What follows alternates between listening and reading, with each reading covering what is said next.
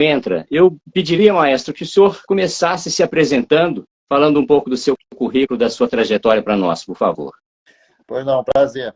Bom, meu nome é Marco Aurélio List, eu sou regente do Coral dos Canarinhos de Petrópolis, já há 25 anos, e assim como os meninos que cantam comigo, eu também fui menino cantor. Entrei na instituição com 8 para 9 anos de idade, cantei durante muitos anos, né?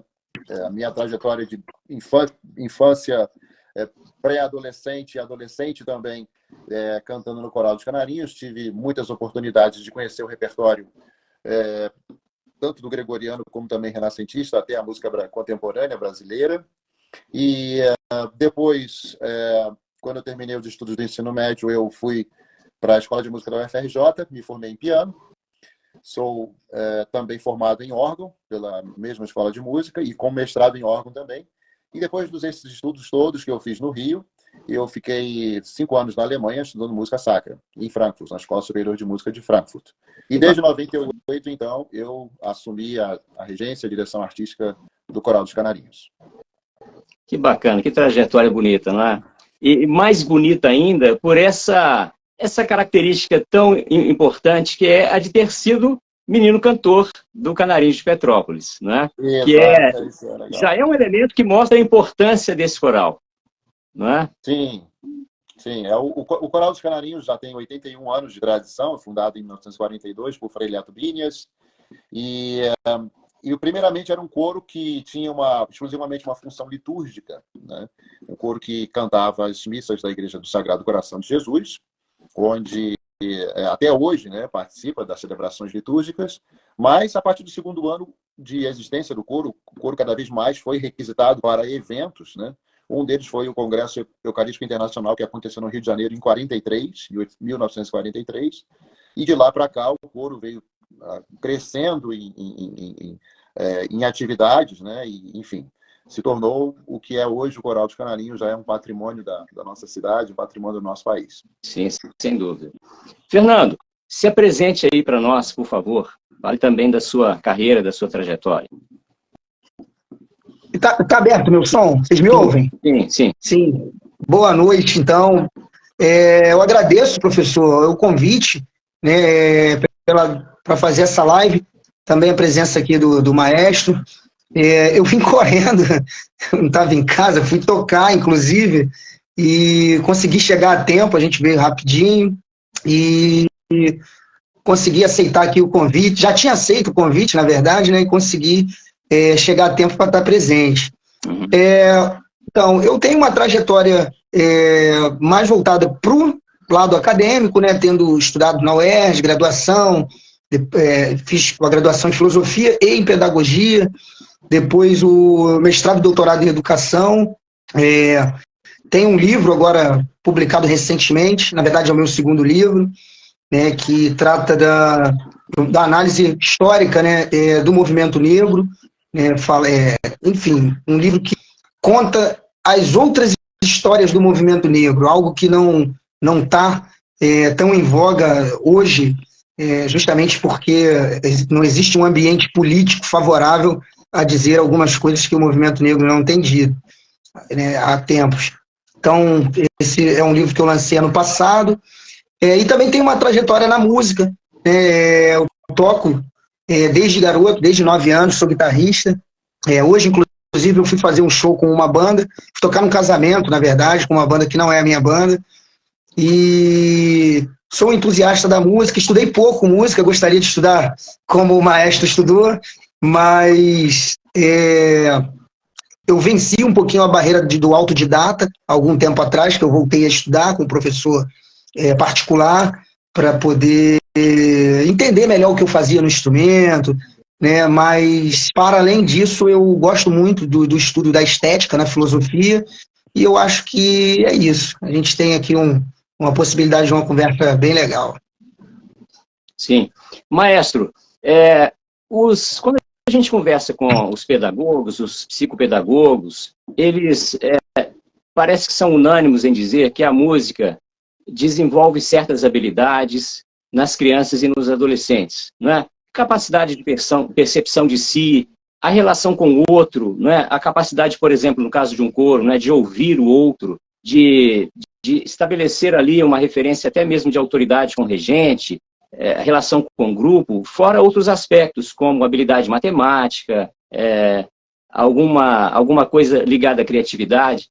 O senhor, na sua experiência, nesses anos todos de relação com o Canarinhos de Petrópolis, o senhor confirma esse tipo de proposição? Isso aí, de fato, acontece? O coro tem essa importância na formação?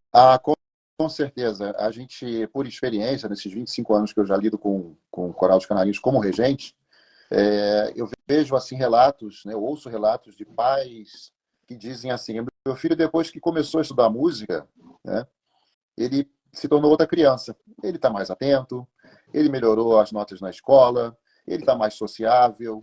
Enfim, eu acho que o ambiente coral, né, talvez seja um ambiente mais democrático que eu conheço e mais sociável que eu conheço. Porque outras atividades também são muito importantes. O esporte é importante, atividades digamos assim, que envolvem grupos também são muito importantes. Mas eu acho que o que diferencia, talvez, a atividade coral de outras atividades é que todo mundo tem o mesmo objetivo, né? Eu acho que o esporte é muito bom para a saúde, claro, isso é indiscutível, mas quer dizer, há uma competição, seja de equipes ou seja individualmente, né? Há sempre uma competição. Um lado sempre perde um pouco, saber que perder também é importante, saber perder também é importante, mas na atividade coral, todo mundo trabalha para o mesmo objetivo, né? Que é apresentar uma música da melhor forma que ele conseguir, né? Através do preparo dos ensaios. Então todo mundo ganha, né? Ganha o cantor do coro, ganha a plateia que ouve, e os pais, né, eles, como eu falei no início da minha fala aqui, fazem com que esse feedback chegue para a gente através do comportamento na escola e tanto em casa também, do filho ou da filha que vem estudar com a gente. Que bacana. E aí, continuando mais ou menos nessa toada, maestro, aliás, o senhor, ao dar uma relevância para a música, né, em prejuízo de outras atividades, me fez lembrar um trecho da República de Platão. Logo nas páginas iniciais, o Platão tira da boca de Sócrates uma referência ao valor da fábula e da música na formação do jovem. E ele menciona o esporte. Ele fala, olha, esporte também é necessário, mas antes do esporte é preciso que estudemos a música. É preciso que ensinemos a música. Ele tinha lá, obviamente, as suas razões, né? E ainda em relação a isso, quando a gente pega uma partitura, a gente vê logo que existe uma relação muito forte com a matemática, né, na música, com a matemática e com a física. Logo de imediato a gente enxerga uma fração, não é? Ali na armadura da clave, não é? A fração vai determinar qual figura vai valer uma unidade e quantas unidades cada compasso terá, não é isso? Então, de imediato, a gente percebe isso, que que a matemática está presente na música, na sua horizontalidade, assim como a física está presente na música através da variação das frequências, não é? O senhor acha que esse estudo sistemático, um estudo continuado da música, principalmente nessa forma tão bacana que é a forma coral, ela também contribui para isso, para o desenvolvimento da habilidade matemática na criança? O senhor está sem som, maestro. Não sei se o senhor... Perdão, alô? Pronto? Agora sim. Sim. Sim. Não, sem dúvida. Eu acho que o senso de ritmo que a pessoa tem cantando num coro, né, faz com que ela matematicamente pense o que é dobro e o que é metade. Porque quando ela olha para uma partitura e vê uma fórmula de compasso, que é uma fração, como o senhor falou, ela tem que saber identificar o que vale um tempo, o que vale meio tempo, o que vale um quarto de tempo, às vezes até menos, né? Um oitavo, um 16avos, enfim. Então ela tem que saber, olhando a figura, através, lógico, de um estudo prévio de teoria musical, mas ela desenvolve esse senso de cálculo rápido do tempo em relação ao andamento, né, da pulsação da música. Então, com certeza, isso está ligado a uma boa percepção, né, de ritmo, de altura, de frequência, né, aí vem a acústica, né, que fala da frequência. Ele, com certeza, vai desenvolver isso matematicamente em outras áreas, né? Então, como eu falei logo no início, né, o meu filho melhorou muito na matemática, melhorou muito no português, consegue entender melhor as aulas de inglês até. Porque, assim, a gente não canta só músicas em português, né? Sim. A gente canta de tudo, né? Desde o latim ao francês, inglês, italiano, alemão. Então, todas as línguas que a gente conhece e que a gente se dá no dia a dia, né? A gente faz um trabalho com eles nesse sentido. Então, com certeza, a matemática aí vai ser muito mais enfatizada, né, no ensino, na escola, através da música. E acho que o fato de o corpo ser o instrumento do cantor deve fazer com que essa relação com o ritmo e com a matemática e com o tempo permita uma introjeção ainda mais imediata e mais permanente, não é isso? Com certeza, né? A gente lidando com o ritmo, né? A gente tem um ritmo, cada um tem o seu ritmo, né? O coração tem um ritmo, a nossa vida, cada um tem um ritmo de vida diferente, mas a gente sabendo lidar com esse ritmo de vida e com esse ritmo da música e incorporando esse ritmo musical dentro da gente, a gente se transforma. E isso é verdade, a gente traz uma experiência nova para essas crianças e jovens que estão com a gente. Enfim, eles levam isso para o resto da vida. Que bacana. Fernando, existe uma expressão que circula entre os estudiosos da arte, que é a expressão arte pela arte. Essa expressão parece que ela tem uma origem lá em Aristóteles, né? Que não acreditava muito na função didática da arte. Ao contrário dele, né, o Horácio tem uma frase que diz assim, vou ler aqui integralmente: não basta que os poemas sejam belos, força é que sejam emocionantes e que transportem para onde quiserem o espírito do ouvinte. Aí eu pergunto então, né, para você, você está com a arte pela arte ou você está com o Horácio? Em que você acredita mais, né? E aí eu completo a pergunta. Assim como os canarinhos de Petrópolis podem mudar o nosso ambiente escolar, a nossa juventude, assim, é possível pensar nos corais como algo capaz de criar circunstâncias para essas mudanças, tal como Horácio imaginava, ou o senhor acha que não? Bom, é uma questão bastante complexa, né? E quando a gente pensa nessa questão do Horácio, eu estava pensando aqui uma questão muito interessante do Jimi Hendrix.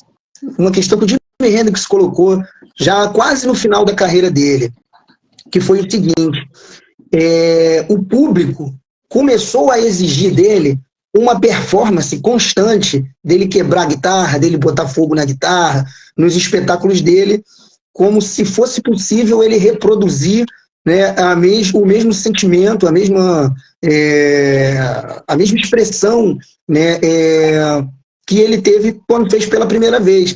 E aquilo ali se tornar um clichê para ele.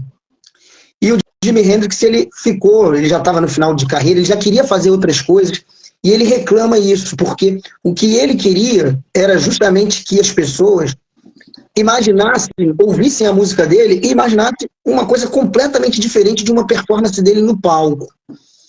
Então você vê que aí é uma questão que está muito mais voltada para a arte enquanto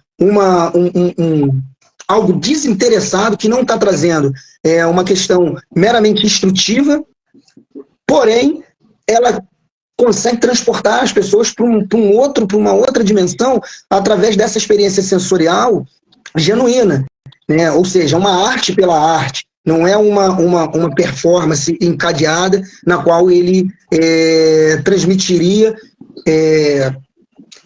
talvez mecanicamente, né? Eu acho que, então, o perigo, né, que se tem a partir disso é a mecanicidade. Opa! Estamos chovendo. Tá. É a mecanicidade, né, das formas artísticas. E incorrendo no risco, inclusive, de trazer, né, o kit à tona, né, a arte kit, né, que é a arte digerível, que é uma arte, um modelo artístico, né, artístico entre aspas, que tem uma preocupação evidentemente mercadológica e que, na verdade, traz tenta transgredir um estatuto artístico. Então, assim, quando eu sou defrontado, né, deparado com essa questão complexa, né, porque a gente, claro que vai acreditar que é possível você trazer essas questões para dentro de sala de aula, como é o coral, mas eu ainda assim acreditando na força do coral e na força da educação e da arte dentro da educação como um vetor balizador ali, eu ainda acredito que se tenha que ter um cuidado para que não penetre nessa pedagogia, né, musical, ou pode ser cenográfica, enfim, algo que venha a ser transgressor, a arte transgressora, que é o que a gente tem muito pautado já de bastante tempo para cá pela indústria cultural, né? Então, quando você destitui essa questão da arte pela arte, e eu acho que a gente sofre um prejuízo, então eu sou um adepto ao Aristóteles nesse caso. Tá ótimo. Ô maestro, o senhor falou de todos esses ganhos, né, que o canto coral propicia. Eu achei interessante a referência que o senhor fez, por exemplo, à questão da língua estrangeira, não é? Certamente ali, no contato com as letras cantadas, o aluno verá outros idiomas, e esse contato talvez suscite nele o interesse por estudar uma outra língua estrangeira, além daquela que a escola oferece, não é? Aí eu pergunto, que outros ganhos o canto coral provoca, suscita nessa turma jovem com a qual o senhor convive lá no Canarinhos de Petrópolis? Eu acho que o principal ganho que eles conseguem ter vivendo num ambiente coral é o vínculo de amizades. Eu, por experiência própria, e posso falar por mim, meus grandes amigos, que até hoje, né, eu me identifico e cultivo, são aqueles que eu fiz enquanto eu era cantor do Coral dos Canarinhos. Inclusive, tem um grande amigo meu que mora no Rio de Janeiro já há muito tempo, porque também é músico, né?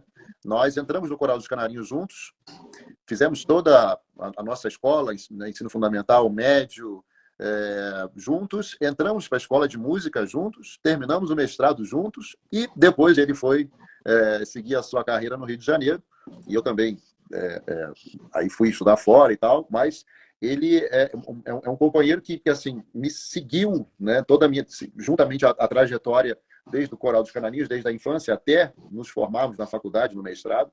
E o nome dele é Marcelo Coutinho, é um grande barítono, que se apresenta em vários teatros, né, é professor da Escola de Música da UFRJ.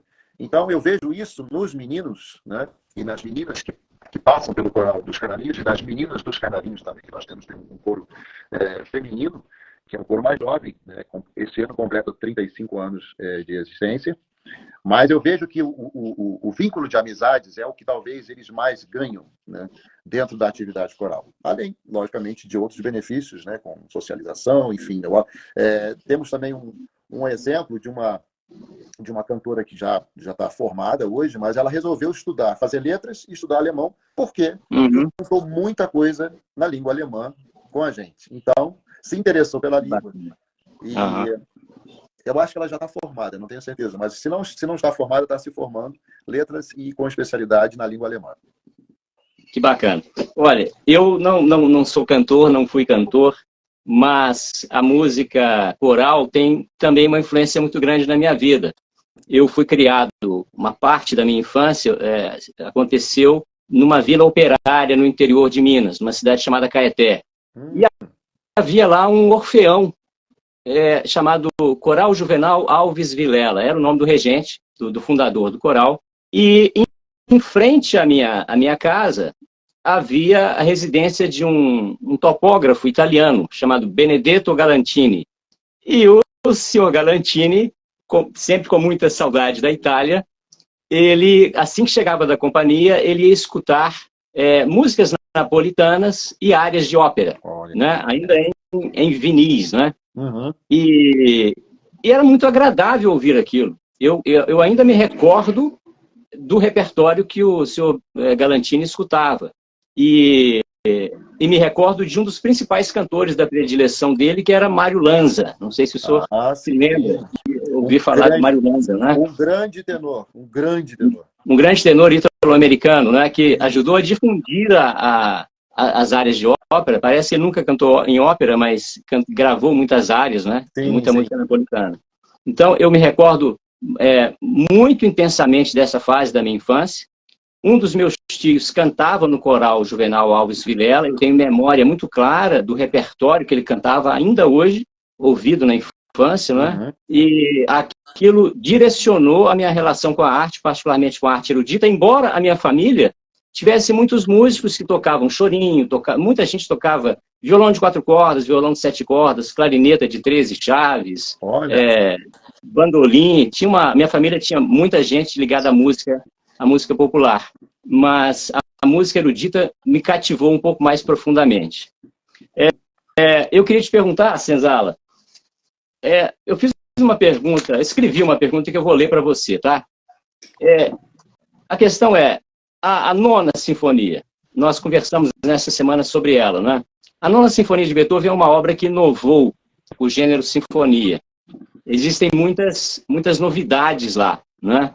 E a maior delas, segundo eu percebo, é a introdução da parte coral, que está lá reproduzindo um poema de Schiller, né?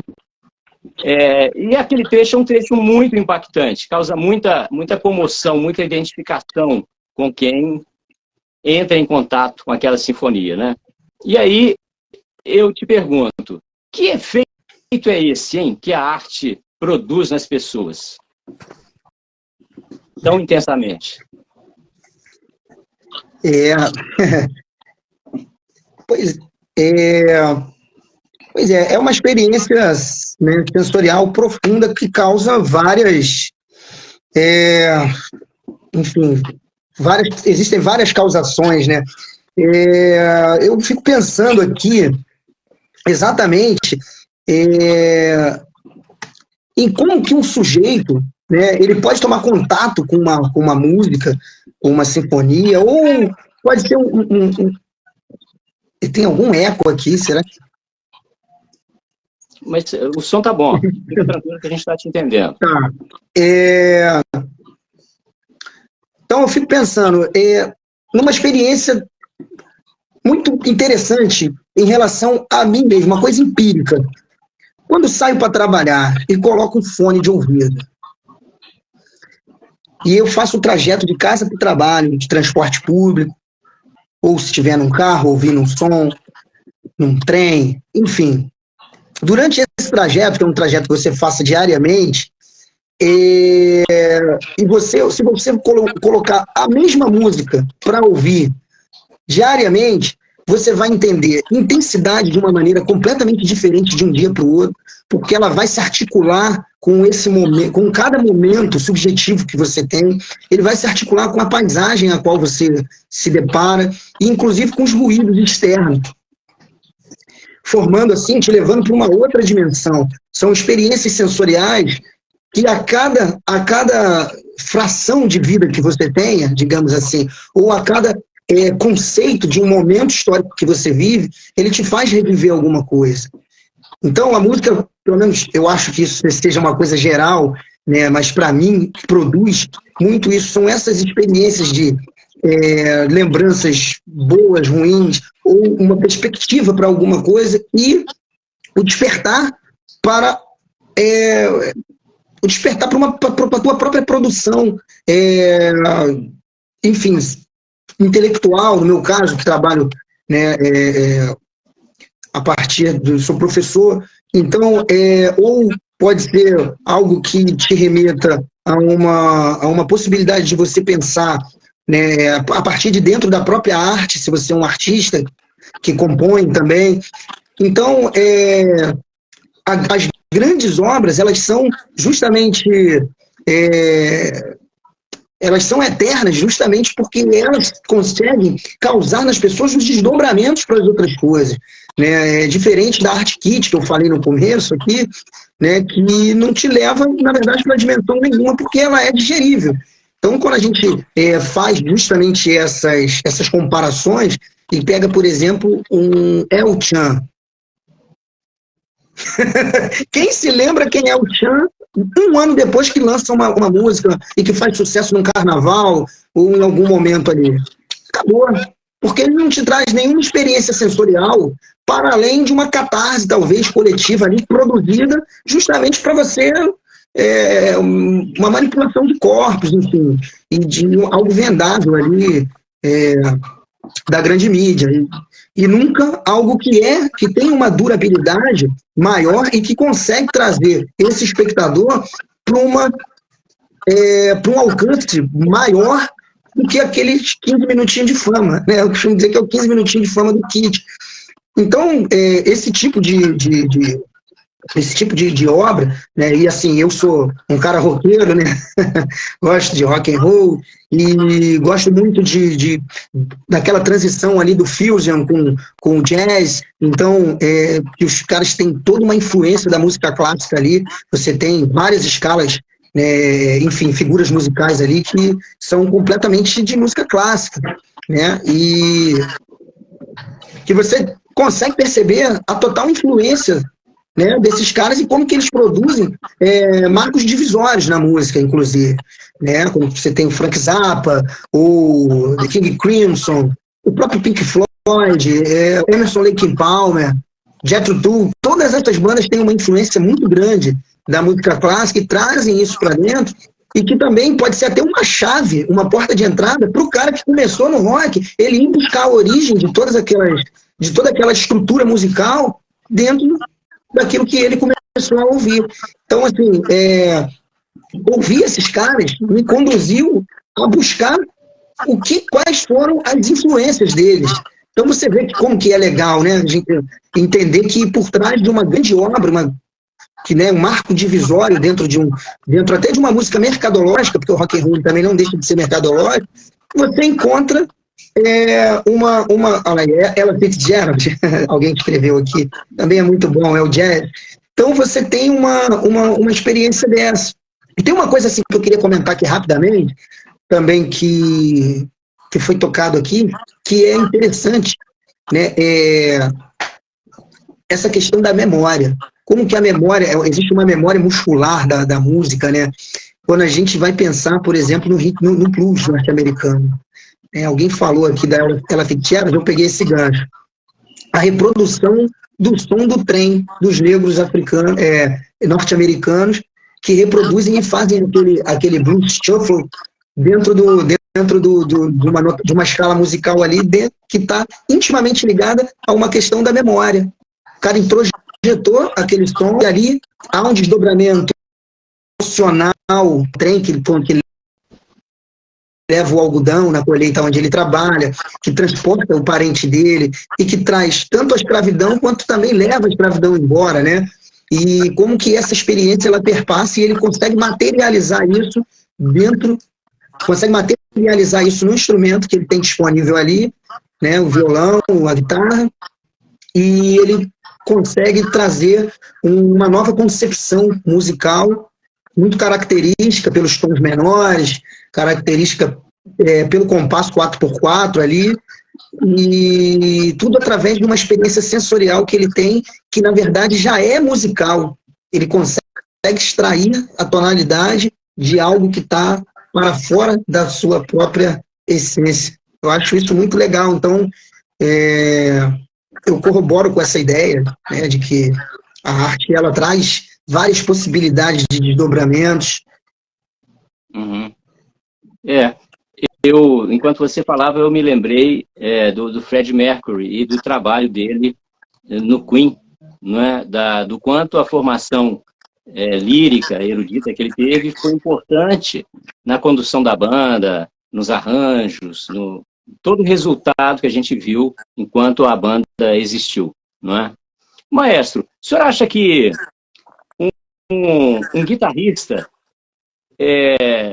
toca melhor os seus solos se ele, por exemplo, tiver tido uma experiência com o violão clássico, com aqueles improvisos compostos de Mozart, de Bach, ou não tem nada a ver?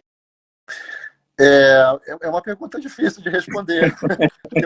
Porque eu conheço muita gente que não sabe uma nota musical Que e toca é muito bom. bem. E toca muito bem, né? Aham. Então, assim, é claro que se eles têm um aprofundamento no estudo musical, conhece escalas, conhece modos de transposição, enfim, se ele tem esse conhecimento, ele vai ter um leque, digamos assim, maior de possibilidades de improvisação. Eu acho que eu sou, claro, como eu sou suspeito para falar, mas assim, eu sou adepto ao estudo, né, profundo da música, para que as possibilidades de criação sejam cada vez maiores. É meio híbrido isso, mas assim, eu conheço muita gente que toca bem, mas não conhece música, né? E outros que também são muito bons e que têm aí o seu estudo aprimorado dentro da formação musical. Mas é uma pergunta complicada de responder. Eu perguntei porque eu ouço muito, por exemplo, as tocatas de bar, né? Sim. E existem momentos ali que naquelas profusões de escalas que parecem muito solos de guitarra, né? Lembra muito solos de guitarra. E então, às vezes, quando ouço, eu me pergunto, será que o guitarrista, se ouvisse isso, ele ficaria encantado, impressionado, e Com aquilo certeza. de alguma maneira iria ali para a prática dele quando ele estivesse solando, né? Ou estivesse num momento de improviso ali na sua banda. Sim, não, com certeza, com certeza. Ele ia se inspirar muito, ia se sentir tocado por essa música, né? As tocatas, principalmente para órgão, né, ou para cravo, elas são muito virtuosas, né? Já é uma tradição italiana que Bach também, digamos assim, absorveu e estudou muito a música italiana e estudou também com outros organistas, observando outros organistas. Um dos grandes ídolos dele foi Dietrich Buxtehude, que foi organista em Lübeck, na igreja de Santa Maria. E tem até uma história da vida de Bach. Ele viajou a pé até Lübeck para ficar um tempo lá, ouvindo Dietrich Buxtehude improvisar ao órgão na igreja de Santa Maria. E ele ia ficar, segundo a história conta, ia ficar 4 semanas, porque tinha tirado uma licença, acabou ficando 4 meses, e quando voltou, quase foi despedido, que criou uma confusão danada. Mas ele foi a pé e voltou para casa para ouvir Buxtehude. E Bach foi um grande estudioso também da obra de Vivaldi, né? Tanto que ele tem concertos, né? Concertos para a orquestra de Vivaldi transcritos para o órgão, né? E são belíssimos, né? Então, o estilo improvisatório dentro das tocatas, né? Eu também sou organista, né? Já é uma tradição muito antiga, né? Já desde Frescobaldi, enfim. Maestro, deve ter certamente alguma mãe aí assistindo a gente, ou que virá assistir, depois que a live for salva, que vai pensar em levar o filho para conhecer um coral, né? Viver um pouco essa experiência, quem sabe ingressar aí numa escola de canto. Além do Canarinho de Petrópolis, particularmente aqui no Rio de Janeiro, o senhor indicaria algum outro coral conhecido no Rio ou em outro estado brasileiro para as mães levarem os filhos, procurarem alguma aproximação? O senhor teria alguns nomes para mencionar? Olha, o coral infantil da UFRJ, da Escola de Música da UFRJ, regido pela professora Zezé Chevitarese, é um trabalho que merece todo o respeito. É uma grande profissional, a professora Chevitarese. Eu acho que para quem mora no Rio de Janeiro e que quer colocar o seu filho ou sua filha num coral infantil, é é o lugar que eu indico, né? Outros estados, né? Nós temos uma federação de meninos cantores, né, brasileira, que é filiada à Federação Internacional de Meninos Cantores, mas que não é só para meninos, né? Também tem coros mistos e femininos. Temos em Minas Gerais, por exemplo, temos em Itabirito um projeto muito bacana, que são os Canarinhos de Itabirito. Eles atendem lá perto de 300 crianças, desde do infantil até o ensino médio. Em Santa Luzia, que é perto de Belo Horizonte, enfim, região metropolitana de Belo Horizonte, lá também tem um coro Mater Ecclesia, que é um coro de meninos também, onde pode ser também um trabalho interessante para quem gosta de canto coral. E, enfim, Minas Gerais é um estado... professora de Minas, né? Eu vou fazer aqui um louvor a Minas, talvez o estado mais musical que a gente tenha no nosso país, porque a influência de orquestras, de bandas, de coros é tão grande, né? E grandes músicos da música popular brasileira também saíram daí, né? Estão aí no mercado até hoje, enfim. Então, Minas Gerais o povo mineiro é um povo muito adepto à cultura, né? Principalmente à cultura musical. E outros estados, temos também São Paulo, temos coros da Federação Nacional de Meninos Cantores no Paraná, Santa Catarina e também no Rio Grande do Sul. Então, é só entrar lá na página da Federação Puericantores Brasil e lá descobrir onde é que estão esses coros. Ah, que bacana. Enfim. Obrigado aí pela informação. Nada. Fernando, você queria fazer alguma pergunta para o maestro? Vá pensando aí, que eu já vou te dar um tempo para você perguntar. Maestro, nós tivemos, na história do Brasil, aquela fase do canto orfeônico proposto por Villa-Lobos. O Canarinhos de Petrópolis nasceu naquele momento ou não? Houve alguma influência do canto orfeônico do Villa?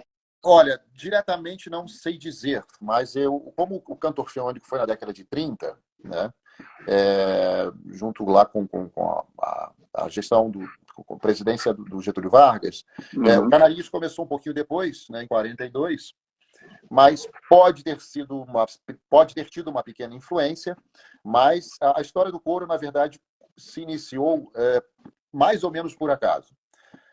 Posso contar um pouquinho? Claro, claro. Então, o Frei Leto Binias, que foi um franciscano missionário alemão quando veio para o Brasil, né, inicialmente foi morar em Curitiba, porque a província franciscana da Imaculada Conceição é uma província que abrange o estado de Santa Catarina, Paraná, São Paulo, Rio de Janeiro e também Espírito Santo. É uma província grande. Então, primeiramente, ele foi residir em Curitiba. E lá foi pedido a ele, sabendo que ele que cantava quando jovem, cantou na Alemanha durante muito tempo, em coros, né, de crianças e tal, e sempre foi um adepto à música, pediram para que ele formasse um coro de meninos, né, em Curitiba. E ele parece que iniciou o trabalho e depois houve uma transferência, pouco tempo depois, meses, acho que não chegou a um ano ficar lá, houve uma transferência para Petrópolis para que ele fosse o Magister Chori dos clérigos da Igreja do Sagrado Coração de Jesus, onde era, digamos assim, o ensino, onde é até hoje, né, o ensino de teologia para os franciscanos que desejam se ordenar sacerdotes. Então ele veio para Petrópolis para ser o regente de coro, né, desses estudantes. E durante a sua estada inicial aqui, foi pedido a ele que formasse, porque ao lado da Igreja do Sagrado funcionava uma escola, e essa escola chamava-se Escola Gratuita São José, que foi fundada em 1897 para atender os filhos dos colonos alemães que não tinham escola, né? As escolas eram poucas, né? As escolas, para muitos filhos de colonos, né, não havia vaga para eles, então houve essa preocupação em 1897 de formar uma escola, e essa escola naquela época ainda se chamava Escola Gratuita São José. Pois bem, então havia, na época, perto de 500 alunos nessa escola, e isso eu li através das crônicas, que o Frei Leto, na época, achou interessante essa ideia e foi lá, fez uma seleção de 50 meninos, 10% dos alunos da escola, então começaram a cantar, né, a formar esse coro, que não havia ainda nome, né, era simplesmente um coro da escola. E no dia 15 de agosto de 1942, então foi a estreia desse coro, cantando numa missa de primeira Eucaristia. E dali para frente, então, começou a trajetória do coro. Mas, então, inicialmente, o Frei Leto era para ter montado um coro de meninos em Curitiba. Esse trabalho, infelizmente, não foi para frente por conta da sua transferência, mas teve, então, que ser em Petrópolis. Então, formou-se o Coral dos Canarinhos a partir de 1942. Pode ter tido influência? Não sei dizer exatamente, mas talvez tivesse, né? Eu imagino, em função daquele coro que eu mencionei, que fez parte ali do meu ambiente infantil, em Caeté, me recordo das pessoas falarem muito de algum nascimento, alguma relação com o projeto do canto orfeônico do Vila Lobos. Cisala, quer fazer uma pergunta ao maestro? Maestro, me permita também.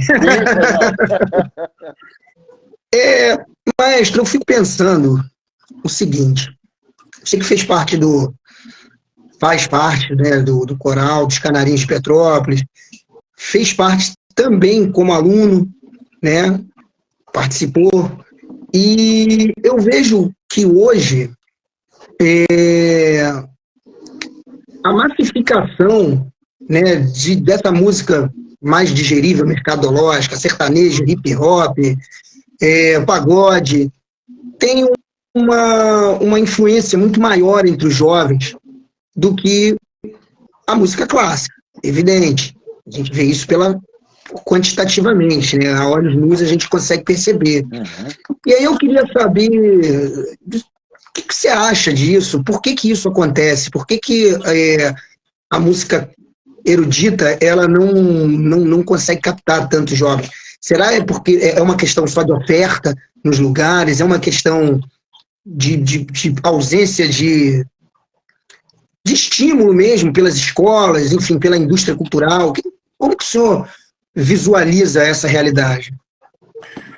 Olha, eu vejo assim, talvez, como você falou, a falta, talvez, um pouco mais de oferta, né, dessa música, né? Porque a gente tem que mostrar para essas crianças e jovens que existe também uma música que ela pode ser acessível a todo mundo, né?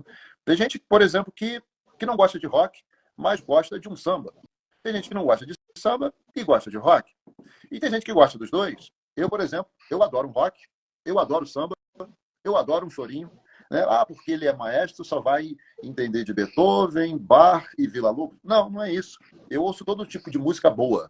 Gosto muito de jazz, né? Gosto muito do Oscar Peterson, para mim um dos maiores jazzistas que já houve.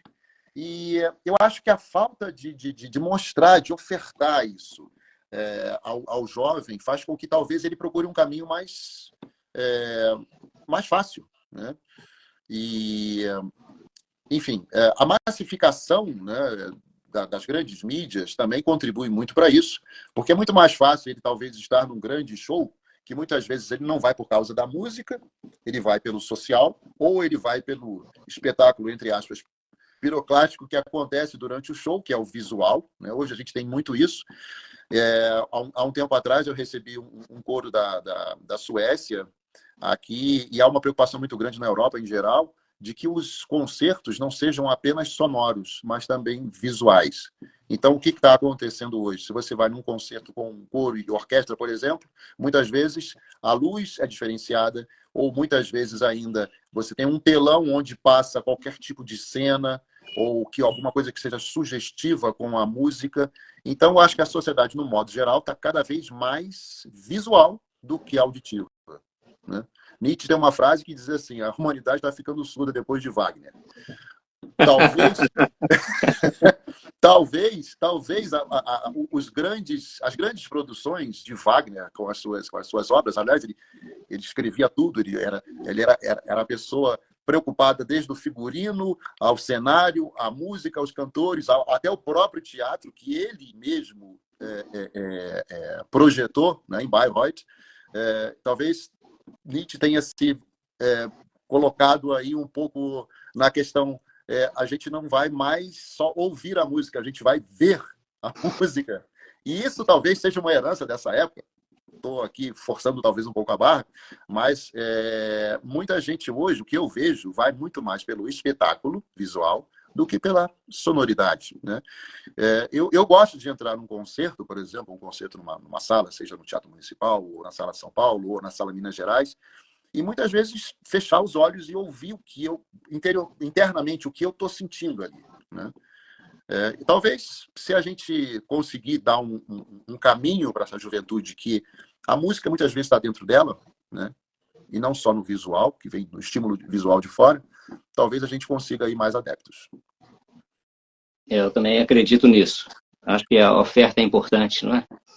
Eu comentei essa semana com os colegas que, na minha juventude, em Belo Horizonte, havia o concerto na praça, concerto no parque, no centro de Belo Horizonte, no Parque Municipal, e o parque fica entre a Avenida Afonso Pena e a Avenida dos Andradas. E muitos trabalhadores que estão no centro e pegam ônibus na Avenida dos Andradas, eles atravessam o parque para atalhar, não é?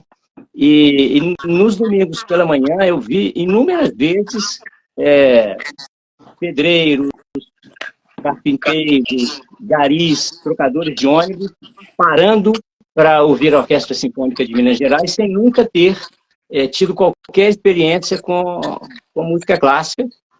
E ali, quando eu observava o rosto de cada um deles, eu via muito mais comoção na percepção da emoção que eles transmitiam, né, pelas expressões faciais, do que no próprio concerto. Era tão bonito ver a reação daquelas pessoas humildes que não tinham experiência com a música erudita e que pararam porque gostaram, ficaram até o fim, se atrasaram para viverem aquela experiência espetacular que o acaso pôs na frente deles, né? Sim, posso fazer mais um comentário aqui. Nós, em 2005 ou 2006, um desses 2 anos, 2005 ou 2006, nós participamos de um projeto Aquários, né, com a Orquestra Petrobras Sinfônica, com a Orquestra Sinfônica de Porto Alegre, solistas convidados, coro sinfônico do Rio de Janeiro, enfim, coro do Teatro Municipal. Tinha um aparato muito grande, que cantamos a Sinfonia número 8 de Mahler, chamada Sinfonia dos Mil. Nós participamos com a regência do maestro Isaac Karabchevsky e fizemos uma récita no Teatro Municipal, e uma segunda récita foi feita na praia de Copacabana. E, inclusive, essa récita ela entrou para o livro dos recordes como o maior conjunto de microfonação já feito até então. Então, entrou para o livro dos recordes, né? Como o maior sistema de microfonação para coro, orquestra, solistas em cima do palco. Então, a gente tinha ali mais ou menos perto de 600, 700 pessoas no palco, montado em Copacabana, ali em frente o hotel. Enfim. No público estimado, havia, segundo o que eu me lembro na época, umas 50, 60 mil pessoas na praia. Lotado. Não se ouvia absolutamente nada a não ser a batida das ondas do mar. Então, assim, foi um espetáculo maravilhoso, onde democraticamente qualquer um podia estar ali, né? Eu me lembro que alguns ambulantes passavam vendendo alguma coisa, ou era pipoca, ou era água, e não sei o quê. O pessoal pedia silêncio e eles foram embora. Não se ouvia mais nada. Eu fiquei impressionado. Eu estava na orquestra, eu fui contratado para tocar o órgão da sinfonia, que tem um órgão obrigado, mas os meninos e meninas da nossa instituição, canarinhos e meninos canarinhos, estavam fazendo a parte infantil, né? Porque tem coro sinfônico, coro infantil, solistas, é um aparato gigantesco, né? Essa sinfonia número 8 de Mahler. E foi assim uma experiência incrível. Foi uma experiência incrível de ver quantas pessoas gostam de música, né? Eu acho que a música tem que ser democratizada, ela tem que ser levada para todas as esferas, para todos os ambientes, e mostrar desde pequenininho, desde lá do ventre materno, estimular a criança com música, que ela vai crescer um ser humano diferente, com certeza. Sem dúvida. Maestro, o Fernando e eu, nós trabalhamos no gabinete do deputado Alan Lopes. Então, o senhor saiba que se os canarinhos precisarem de algum apoio legislativo, se vocês tiverem alguma ideia legislativa que possa favorecer a atividade, por favor, nos procure, porque o gabinete está aberto para tudo que for bom no campo da educação, da arte e da cultura. Que ótimo, que ótimo. Eu acho que vale muito a pena a gente tentar buscar meios, né, de legislação para que essas pessoas tenham mais acesso à música, né? E a música é tudo, né? O John Rutter, que é um grande compositor inglês, diz o seguinte, né? Toda escola tem que ter um coro, né? Uma escola sem um coro é como um corpo sem alma. Então, vamos estimular essas crianças a cantarem cada vez mais. O instrumento está dentro da gente, né? Eu acho que esse é o primeiro instrumento que deve ser ensinado, né? E depois, quem quiser tocar um piano, um violino, uma guitarra, um clarinete, enfim, tem a opção aí ainda. Mas eu acho que cantar, todo mundo deveria cantar. É a forma de expressão musical mais barata que pode ser implementada numa escola é o canto coral. Com certeza, com certeza. Fernando, vou te pedir para fazer, então, as considerações finais. A conversa é extraordinária, mas a gente precisa caminhar para o fim, né? Já está tarde. Então, eu te peço para fazer o seu encerramento e, em seguida, o maestro faz o dele. Por favor. Bom, primeiramente, dizer que foi uma honra para mim poder participar aqui dessa live. Aprendo sempre bastante, ouvindo, e dizer também que a arte, né, a música, né, mais precisamente dita, ela, estou reafirmando as palavras aqui do maestro, ela precisa ser democratizada, a gente precisa ter uma maior oferta de fato, e a gente precisa abrir a mente, as pessoas precisam abrir a mente para entender que eu não gosto de antemão de uma coisa que eu não conheço. Então, quando a gente pensa, eu não gosto disso, conheça primeiro. Esteja aberto à experiência de conhecer aquele estilo musical que até então, previamente, você acredita que não gosta, e entender a beleza que tem por trás dela, que certamente ela vai trazer para você alguma coisa positiva, vai te trazer algum elemento positivo que lá na frente vai te conduzir a um ganho substancial. Então, é isso que eu acho que é importante eu deixar aqui, essa mensagem, para a gente se abrir, e para as pessoas que assistirem a live depois e que tiverem a possibilidade de ofertar, pelo menos que seja um espaço, alguma coisa que possa acolher jovens para iniciar algum trabalho, algum projeto de música, ele já é bem interessante e pode ter certeza que o resultado vai ser muito satisfatório. Então, é isso que eu queria dizer. Obrigado aí mais uma vez, professor. Obrigado, maestro. Sucesso para todos nós. Isso aí, eu agradeço aí suas considerações também. Posso já emendar? Pode. Eu só vou pedir, maestro, para o senhor responder aqui uma seguidora nossa, que ela se apresenta e diz assim: eu queria aprender a cantar. Tenho 48 anos, ainda consigo ou não? Eu vi a pergunta dela, da Josi, não é isso? Isso. Eu vi a pergunta dela e eu ia emendar minhas considerações justamente com a pergunta dela. Não, eu acho que música tem que fazer parte da vida de cada um, né? Mas eu não sei cantar. Será que eu aprendo? Sim, aprende, né? Mesmo com mais idade, né? Em 48 anos, ela pode aprender a cantar. E eu acho que, como o nosso professor aqui falou, a gente tem que estar aberto às experiências, não é? Eu acho que se a gente está com a mente aberta e a gente tem essa percepção de uma coisa diferente para a gente aprende. Talvez não vá cantar como uma cantora de ópera, que já tem uma trajetória muito grande, mas vai cantar, né? Eu faço todo ano um teste, né,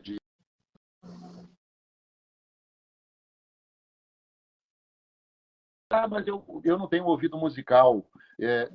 Ninguém nasce surdo musicalmente. O ouvido, ele vai ser acostumado a um determinado tipo de música. Então, se você vai cantar aquilo que você já ouviu, a percepção sensorial que você tem, você vai reproduzir. Então, se a gente está aberto a novas percepções, né, a gente vai se moldando também, né? O nosso cérebro vai se adaptando. Mesmo que a gente já tenha mais idade, com certeza a gente consegue cantar. Que bom, que alegria. Olha, eu adorei essa conversa, achei extraordinária, de fato, vocês dois foram espetaculares, agradeço as pessoas que nos ouviram. Eu vou salvar, não é, a live, e se vocês puderem aceitá-la, nos respectivos perfis, será bacana para outras pessoas também terem acesso. E o espaço está aberto, viu, maestro? Tanto lá no gabinete do deputado, quanto nas nossas redes sociais para divulgar as suas atividades, o seu trabalho, os eventos dos Canarinhos de Petrópolis. Tá bem? Muito obrigado. Nós que agradecemos. Um abração para os dois e para todos vocês que nos ouviram. A honra foi minha. Um abraço, gente. Um abraço. Tchau, tchau.